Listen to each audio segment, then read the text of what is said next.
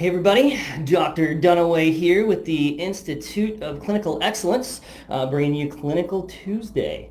Lots of great things happening with Institute of Clinical Excellence. Make sure you check out our website, but we are full go rolling into January, so there's a ton of courses coming up. The 15th cohort of Persistent Pain Comprehensive Management will start January 25th, so you're interested in pain stuff, make sure you check that out. So today's episode, I want to talk about, it's called Pain in a Petri Dish.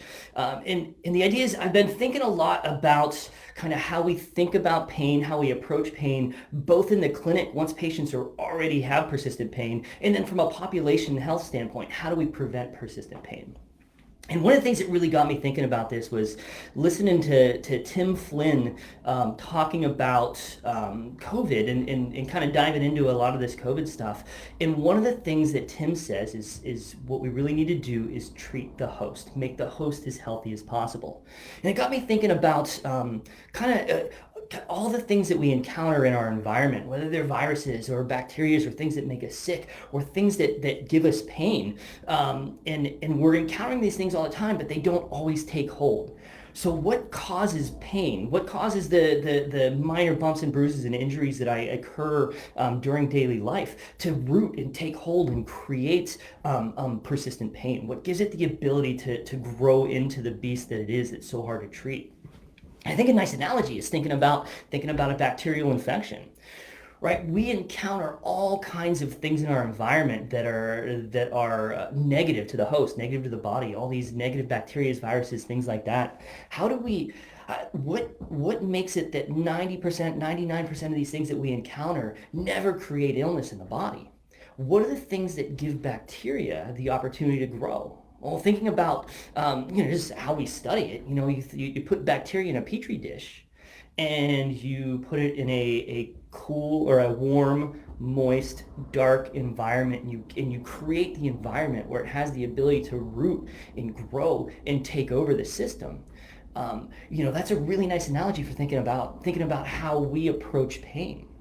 When we think about pain, pain isn't a thing. We encounter things that create pain, but what is it that allows pain to take root, to grow? What is the petri dish that optimizes the proliferation, well, that word's hard to say this morning, of pain? When we think about the environment that pain has the ability to grow in, when we look at all the research that predict transition from acute to chronic pain, that predict poor prognosis, that predict opioids after surgery, that predict all this stuff, it lives in the environment. It's rarely the extent of the injury. It's rarely the bacteria that we encounter. But the environment, the petri dish that pain encountered is what allowed it to grow. So thinking about that kind of stuff, when we look at the research that looks at social determinants of health, we know that socioeconomic status, that education, that area that you live in, that the income, the wealth of your community, all these things have an impact on pain and pain peripheralization. When we think about lifestyle, things like sleep, things like diet, things like general exercise, things like community engagement, all of those things have the ability to create the petri dish that allows pain to peripherate. When we think about, I'm going to switch words. I'm really struggling saying that appropriately. When we think about just general activity, when we think about psychological stuff, depression, anxiety, stress, sleep, all of these things have the ability to allow pain to get in and grow and really kind of turn into this persistent, widespread beast.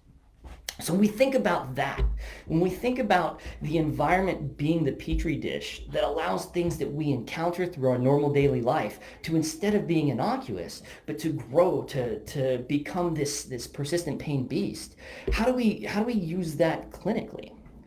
Well, we can think about it two different ways. We can think about it from the treating the patient in the clinic perspective, and we can think about it from the inoculating the population against pain. From the clinic, when the patient walks in the door, a thing that I often tell the patient is, even though there was a thing that occurred that created your pain, we don't actually treat pain. And a lot of times, persistent pain patients, I've had, they've been through the ringer. By the time they get here, they've had this going on for 3, 5 years. They've seen a ton of providers. Everybody's treated their pain, and they've only gotten worse. One of the things I tell them is we don't treat the pain.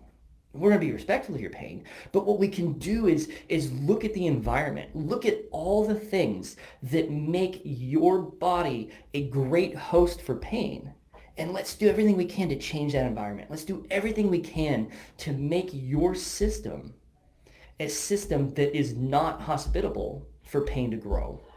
So thinking about all the things we just mentioned. What are the things in your diet? What are the things in your sleep? What are the things in your stress? What are the things in depression? What's your general activity look like? How can we make the system so healthy that pain can no longer survive in it? That we squelch out that bacteria, that we squelch out that thing that grows. So shifting our focus from treating the pain to treating the system and creating a system so robust that the pain no longer has the ability to take root. So that's how we attack it in the clinic. And obviously we're gonna work on the mechanics, we're gonna work on the body, we're gonna do things to change the things that they believe are driving the pain complaint. But we're also really gonna dive deep into making as many and as large a change in the environment as possible with every patient through the door. And that's how we approach the persistent pain patient in the clinic.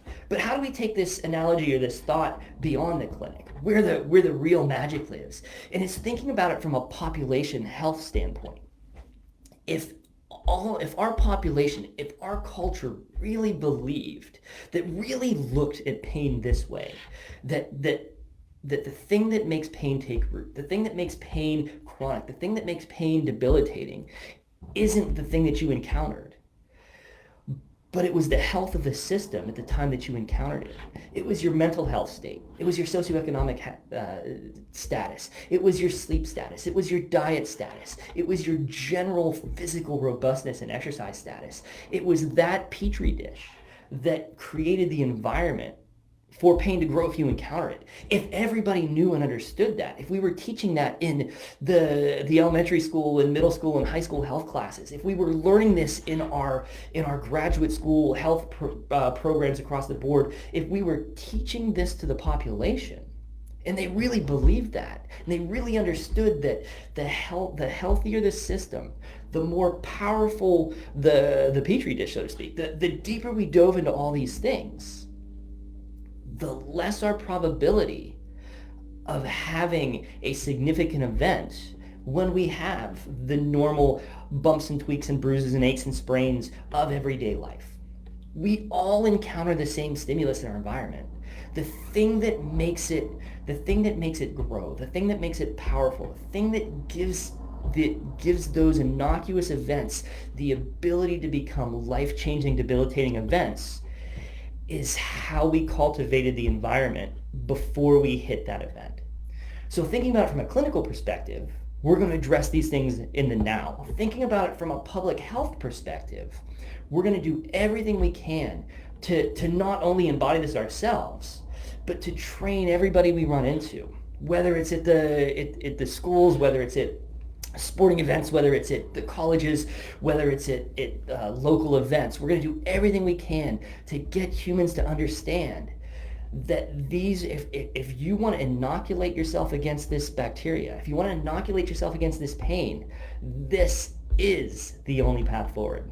So thinking about the environment, thinking about exercise, social engagement, sleep, depression, anxiety, diet, having regular routines that address these things in our daily lives is the best way we have to prevent these things from ever occurring in the first place. So I want to thank you all for listening. This is Pain in Petri Dish. It's just a different way to think about it, but at the end of the day, treating the environment is king. All right, have an awesome day in the clinic, everybody, and thanks for tuning in.